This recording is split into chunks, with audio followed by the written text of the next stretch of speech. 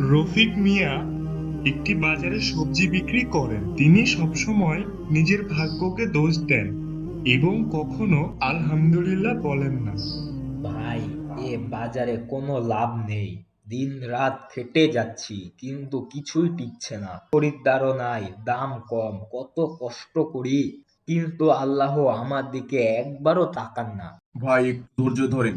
সবসময় খারাপ চিন্তা করবেন না। আল্লাহ আমাদের পরীক্ষা করেন। তিনি আমাদের সবকিছু দেখছেন। পরীক্ষা? আমার জন্য শুধু কষ্ট আর কষ্ট। পাশের দোকানদারকে দেখেন না, ওর সবজি সব বিক্রয় হয়ে যায়, অথচ আমার কিছুই টেকে না। ভাগ্য বলে আসলে কিছু নাই। রফিকের দিকে তাকান। তিনি একটু দূরে দাঁড়িয়ে শুনছিলেন। তিনি ধীরে ধীরে রফিকের দোকানের সামনে এসে দাঁড়ান। রফিক, একটা কথা বলো তো, তুমি কখনো আলহামদুলিল্লাহ বলো? আলহামদুলিল্লাহ? কিসের জন্য বলবো? আমার জীবনে তো কোনো সুখ নাই, খালি হতাশ আর হতাশ। শুধু পরিশ্রম করি আর লোকসান হয়, অথচ অন্যদের কত সুখ। আমার কপালই খারাপ। শোনো রফিক, আল্লাহর দেওয়া সবকিছুর জন্য শুকরিয়া আদায় করো। জীবনে শুধু অভিযোগ করলে আল্লাহর বরকত কমে যায়। তুমি শুধু তোমার কষ্ট দেখেছো, কিন্তু তোমার যে হাত পা আছে, তুমি যে সুস্থ আছো, তোমার যে দোকান আছে, এগুলোর জন্য কি কখনো শুকরিয়া আদায় করেছো? কিন্তু চাচা, আমি তো সত্যি অনেক কষ্ট করি, তবুও আমার কেন ভাগ্য ভালো হয় না? সকালবেলা রফিক মিয়া তার দোকানের উদ্দেশ্যে হাঁটছেন। তার হাতে ভারী একটা থলে, যাতে আজ বিক্রির জন্য তাজা সবজি আছে। তিনি মুখ গোমড়া করে হাঁটছেন। যেতে যেতে হঠাৎ করে পিছলে পড়ে।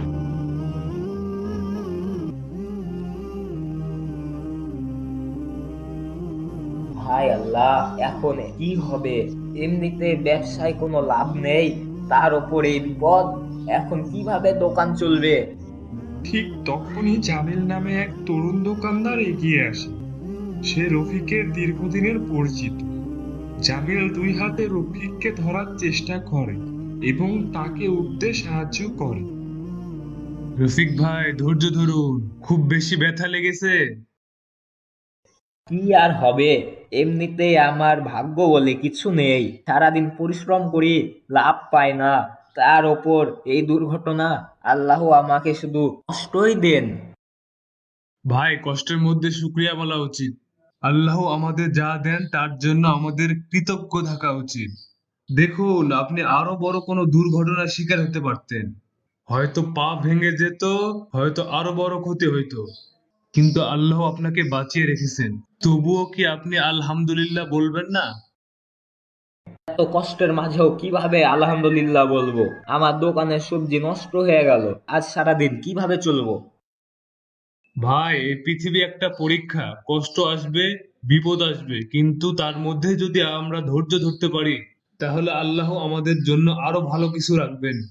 আপনি কি জানেন, নবী করিম সাল্লাল্লাহু আলাইহি সাল্লাম বলেছেন, যে ব্যক্তি দুঃখে কষ্টে ইন্না লিল্লাহি ওয়া ইন্না ইলাইহি রাজিউন পড়েন, আল্লাহ তার বিপদ সহজ করে দেন। আলহামদুলিল্লাহ। কিন্তু তার কণ্ঠে আত্মবিশ্বাস নেই। সে যেন কষ্ট করে বলছে। রফিক মিয়া মসজিদে নামাজ শেষে চিন্তা করছে, সবজি বিক্রির ব্যবসাও খুব ভালো চলছে না। তার মধ্যে তিনি মনে মনে ভাবছেন, সত্যিই কি আলহামদুলিল্লাহ বলা কোনো পরিবর্তন আনবে? ইমাম সাহেব মুসল্লিদের সাথে কথা বলছেন। রফিক ধীরে ধীরে তার কাছে যান। হুজুর, আপনার সাথে একটু কথা বলা যাবে? অবশ্যই রফিক ভাই, বলেন কি বলতে চান। হুজুর, আমি অনেক কষ্টে আছি। ব্যবসা চলে না, সংসার চালানো কঠিন হয়ে গেছে। কয়েকদিন আগে দোকানে যাওয়ার পথে পড়ে গেছিলাম, সবজিগুলো নষ্ট হয়ে গেল। আল্লাহ কি আমার দিকে ফিরেও তাকান না? রফিক ভাই, আপনি কি জানেন, যারা কষ্টের সময়েও আলহামদুলিল্লাহ বলে, আল্লাহ তাদের জন্য উত্তম কিছু রেখেছেন। কিন্তু হুজুর, আমার অবস্থার তো কোনো পরিবর্তন হয় না। আমি কষ্ট পাই, লোকসান হয়, তারপরেও কেন আমি শুকরিয়া বলবো? আল্লাহ বলেন, যদি তোমরা কৃতজ্ঞ হও তবে আমি তোমাদের আরও দেব। কিন্তু যদি তোমরা অকৃতজ্ঞ হও তবে আমার শাস্তি কঠোর। আপনার সমস্যা নিশ্চয়ই বড়, কিন্তু আল্লাহ যদি আপনার থেকে আরও বড় পরীক্ষা নিতেন? আপনি কি কল্পনা করতে পারেন যদি সেই দিন আপনি পড়ে গিয়ে আরও গুরুতর আহত হতেন, যদি চিকিৎসার জন্য আপনাকে বড় খরচ করতে হতো, অথচ আল্লাহ আপনাকে রক্ষা করেছেন? এই কারণে আলহামদুলিল্লাহ বলা উচিত। তাহলে কি আমি ভুল করছি হুজুর?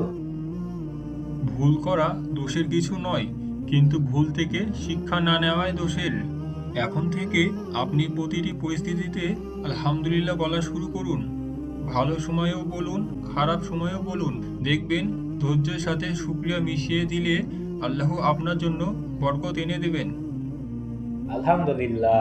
পরের দিন সকালবেলা রফিক মিয়া আগের চেয়ে অনেক উজ্জ্বল ও শান্ত মনে দোকানে বসে আছেন। তার চারপাশে টাটকা সবজি সাজানো, ক্রেতারা আসছে যাচ্ছে, আগের মতো হতাশার অভিযোগ নেই। তিনি প্রতিদিন আলহামদুলিল্লাহ বলা শুরু করেছেন। ভাই, আজকের সবজিগুলো একদম টাটকা লাগছে। দাম কেমন? আলহামদুলিল্লাহ ভাই, আজকে ভালো সবজি পাইছি। টমেটো 50 টাকা কেজি আর বেগুন 40 টাকা। গ্রাহক দাম শুনে খুশি হন এবং সবজি কেনেন। রফিক এবার আর আগের মতো হতাশ নন। তিনি বিশ্বাস করতে শুরু করেছেন যে আল্লাহ ধৈর্যশীলদের ভালোবাসেন এবং তাদের জন্য উত্তম কিছু রাখেন। ঠিক তখনই পাশের দোকান থেকে মোতালেব চাচা এগিয়ে আসেন। কি রে রফিক, আজ তোকে বেশি খুশি লাগছে? চাচা, সত্যি আলহামদুলিল্লাহ বলার বরকত টের পাচ্ছি। আগে শুধু অভিযোগ করতাম, আল্লাহর দেওয়া রিজিকে শুকরিয়া আদায় করতাম না। কিন্তু এখন প্রতিটা সময় আল্লাহর শুকরিয়া আদায় করি, আলহামদুলিল্লাহ বলি। আর দেখুন, ধীরে ধীরে আমার ব্যবসাও ভালো হচ্ছে। দেখলি তো, আমি তোকে অনেক আগেই বলেছিলাম, যারা আল্লাহর দেওয়া নিয়ামতের শুকরিয়া আদায় করে তাদের জন্য বরকত নেমে আসে। হ্যাঁ চাচা, আমি বুঝতে পারছি। আগে আমি শুধু অভিযোগ করতাম, কখনো ভাবতাম না আল্লাহ আমাকে কত কিছু দিয়েছেন। আমি হাঁটতে পারছি, কাজ করতে পারছি, ব্যবসা চালাতে পারছি, এটাই তো বড় নিয়ামত। ঠিক তখনই ছোট্ট একটা ছেলে এসে রফিকের দোকানের সামনে এসে দাঁড়ায়। চাচা, 20 টাকার সবজি হবে? আগে হলে রফিক হয়তো বিরক্ত হয়ে ছেলেটিকে তাড়িয়ে দিতেন, কিন্তু আজ তিনি নতুন শিক্ষা পেয়েছেন, আলহামদুলিল্লাহ বলার শিক্ষা। আলহামদুলিল্লাহ, তুই যা চাইছিস তাই পাবি বাবা। আর দোয়া করিস যেন আল্লাহ আমাদের রিজিকে বরকত দেন। ছেলেটি খুশি মনে চলে যায়। রফিক বুঝতে পারেন তার জীবন ধীরে ধীরে বদলে যাচ্ছে। আলহামদুলিল্লাহ বলার শক্তি তাকে অন্য এক শক্তি এনে দিয়েছে। তিনি আর অভিযোগ করেন না, শুধু শুকরিয়া আদায় করেন এবং তার জীবনও আগের চেয়ে সুন্দর হয়ে ওঠে। দর্শক, প্রত্যেকটা ক্ষেত্রে আমাদের আলহামদুলিল্লাহ বলা উচিত এবং আল্লাহর শুকরিয়া আদায় করা উচিত। সবাই ভালো থাকবেন। আল্লাহ হাফেজ।